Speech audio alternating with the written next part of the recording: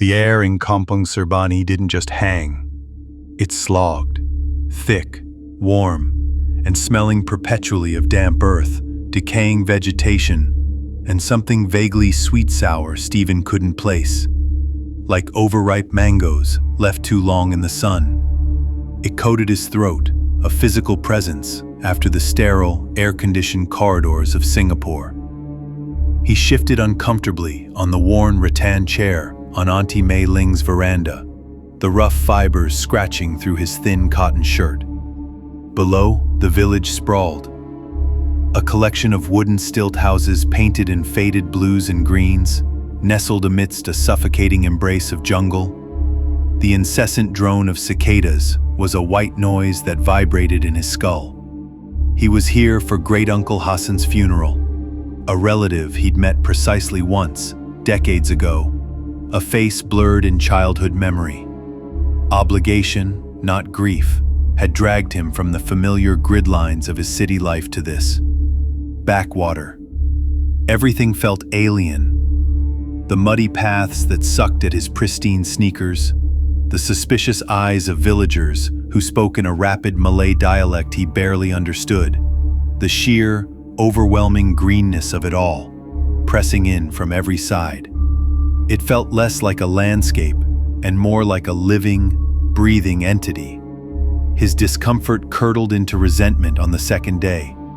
The Mandi, the traditional bathing area, was a concrete cubicle behind the house, open to the sky, fed by a cold rainwater tank.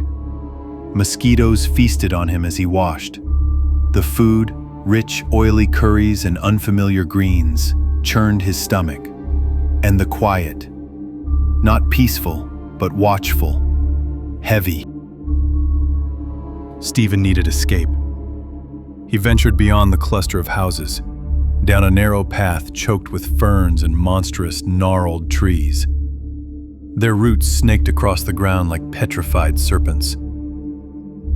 The air grew denser, the light dimmer, filtered through a canopy so thick it felt like twilight at noon. He felt a familiar pressure in his bladder. Glancing around, seeing nothing but relentless green, he unzipped his fly and relieved himself against the thick, moss-covered trunk of a particularly ancient-looking tree. Its bark felt strangely spongy, almost porous. As he finished, a faint, sickly sweet scent, frangipani perhaps, but cloying, rotten, brushed past his nostrils. He dismissed it, zipping up with a grunt of relief. A moment later, hacking up phlegm irritated by the constant humidity, he spat forcefully onto the exposed roots of another nearby tree. The globule landed with a wet slap on the dark, damp wood. He didn't see the tiny, almost invisible carvings near the base of the first tree, crude symbols weathered by time. He didn't know the local lore whispered by the elders. That certain ancient trees, especially those twisted by storms or lightning, were favored dwellings of spirits, places of power, places best left undisturbed, certainly not desecrated. The changes started subtly. That night, lying on the thin mattress in the stifling spare room, Stephen heard it. A faint, high-pitched sobbing drifting on the humid air. It seemed to come from the direction of the jungle. He put it down to a night bird, some unfamiliar jungle creature. But it wormed its way into his dreams, morphing into the sound of a woman weeping inconsolably. The next day, small things began to vanish. His expensive sunglasses, left on the veranda railing, were gone. He found them later, inexplicably, nestled in the roots of the tree he'd urinated on. A cold prickle ran down his spine.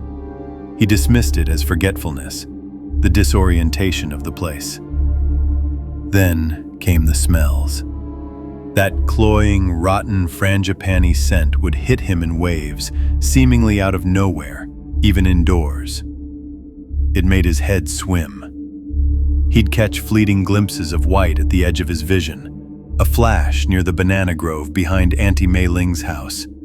A blur near the dense thicket where the path he'd taken disappeared into the jungle. When he turned, nothing was there. Just the oppressive green, watching. Sleep became a battleground. He'd wake, gasping, convinced a crushing weight sat on his chest, pinning him to the bed. The room would feel icy cold despite the tropical night, and the smell of decay would be overwhelming. Once, swimming up from the depths of sleep paralysis, he saw her, a pale, indistinct shape hovering near the window. Long, dark hair obscuring its face, the silhouette of sharp nails catching the faint moonlight. He couldn't scream, couldn't move, until the shape dissolved like smoke just before dawn. He was fraying. His face, in the cracked mirror above the Mandi basin, was unnervingly pale, waxy. Blood vessels webbed the whites of his eyes, making them look perpetually raw and exhausted. He jumped at shadows, flinched at sudden sounds. The constant drone of the jungle insects now felt like a malevolent chorus. The villagers' sidelong glances weren't just suspicion anymore. They felt like pity, or worse, recognition. Auntie Mei Ling finally cornered him after the funeral rites on the third day. Great Uncle Hassan was laid to rest in the small Muslim cemetery on the village outskirts, the chanting prayers echoing strangely in the heavy air. Stephen had stood apart, shivering despite the heat, the scent of turned earth mingling sickeningly with that phantom frangipani rot. "Stephen," Mei Ling said, her voice low and serious, cutting through the post-funeral murmurs. Her eyes, sharp and knowing, scanned his face. "You look like Hantu chased you. Worse, what have you done? Where have you walked?" He tried to brush her off, muttering about the heat, unfamiliar food, lack of sleep. But her gaze held him, ancient and unwavering. "The jungle is not Singapore," she stated flatly. "It has eyes, it has teeth, and it remembers disrespect. Did you go off the main path? Did you relieve yourself? Spit near the old trees?" The memory of the spongy bark, the wet slap of his spit on the roots, flooded back with horrifying clarity. He saw the understanding dawn in her eyes before he even nodded weakly. "Alamak," she breathed, her face grim. "The Pokoktua, the ancient ones. You disturbed her place." She didn't need to say the name. The dread that had been coiling in Stephen's gut solidified into icy terror. Pontianak. Mei Ling moved with grim efficiency. By sunset, 2 figures arrived at the house. They weren't the flamboyant exorcists of cinema. These were Taoist priests from the nearby town. Master Lim, an elderly man with eyes like chips of obsidian, set in a deeply lined face, and his younger apprentice, Chen. They wore simple dark tunics. Master Lim carried a worn leather satchel that smelled faintly of incense and old paper. Stephen was seated in the center of the main room. The air felt charged, thick. Master Lim observed him silently for a long moment. Stephen felt those dark eyes pierce through him, seeing the pallor, the bloodshot eyes, the tremor in his hands that hadn't been there 3 days ago. He saw the lingering, invisible taint. "She has marked you," Master Lim stated, his voice a dry rasp. "The scent of the Bunga Kamboja rot clings to your spirit. She waits in the threshold." He didn't wait for Stephen's fearful confirmation. The ritual began. Incense sticks were lit, their sharp, cleansing smoke battling the lingering sweetness of decay. Master Lim chanted in low, guttural tones, ancient Hokkien phrases that resonated in Stephen's bones. Chen drew intricate patterns in the air with a short, worn sword, the metal humming faintly. Yellow talismans, covered in dense red ink sigils, were burned in a small brass brazier. The ashes were mixed with water in a porcelain bowl. Stephen was instructed to drink the ash-laden water. It tasted like charcoal and regret, gritty on his tongue. As he swallowed, a wave of intense cold washed over him, followed by a searing heat in his chest. He gasped, doubling over. For a fleeting, horrifying second, the scent of rotten frangipani intensified unbearably, and a high-pitched, furious shriek seemed to tear through the room, audible only to him, a sound of rage and profound eternal sorrow. He saw, superimposed on the wall, the image of the pale figure, hair whipping around a face contorted in agony, those sharp nails raking the air towards him. Master Lim slammed a talisman onto Stephen's forehead. It felt like a brand of ice. Chen rang a small, clear bell.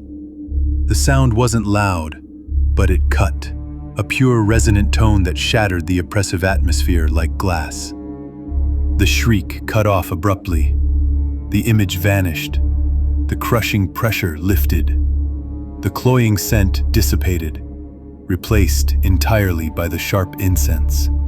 Stephen slumped forward, retching, but only bile came up. He felt hollowed out, scraped raw, but the icy dread, the sense of being watched, the phantom smells, they were gone, utterly gone. The jungle sounds outside seemed just sounds again, not a predatory chorus. Master Lim placed a small, intricately carved jade pendant, a kun ayeng, a protective talisman, around Stephen's neck. "The bond is broken," he said, his voice weary but firm. "But she is vengeful. Her pain is deep. She was wronged in life, bound to this place. You trespassed, insulted her sanctuary. The mark," he gestured vaguely at Stephen's pallor, "will fade. But the memory? That stays. Respect the unseen, young man, especially here." Stephen stayed only long enough to see Great Uncle Hassan's affairs minimally settled. He avoided the jungle path, the ancient trees now radiating a palpable aura of warning he hadn't sensed before. The villagers still watched him, but their gazes held less suspicion, more a somber understanding of the ordeal he'd narrowly escaped. The flight back to Singapore was a blur of sterile air and artificial light. He stared out at the familiar skyline, the neat rows of HDB flats, the orderly streets. Safe, predictable. Yet, as the plane descended, passing over a small, forgotten patch of greenery squeezed between developments, Stephen caught a glimpse of twisted branches, dark against the city glow. A phantom scent, faint but unmistakable. Rotten frangipani seemed to brush his senses for a single, heart-stopping moment. He clutched the cool jade pendant at his throat, the city lights below suddenly feeling less like safety and more like a fragile veneer. The jungle, he understood now with a bone-deep chill, wasn't just a place. It was a state of being. And some thresholds once crossed leave scars that never truly heal. The trees, he knew, had teeth, and they remembered.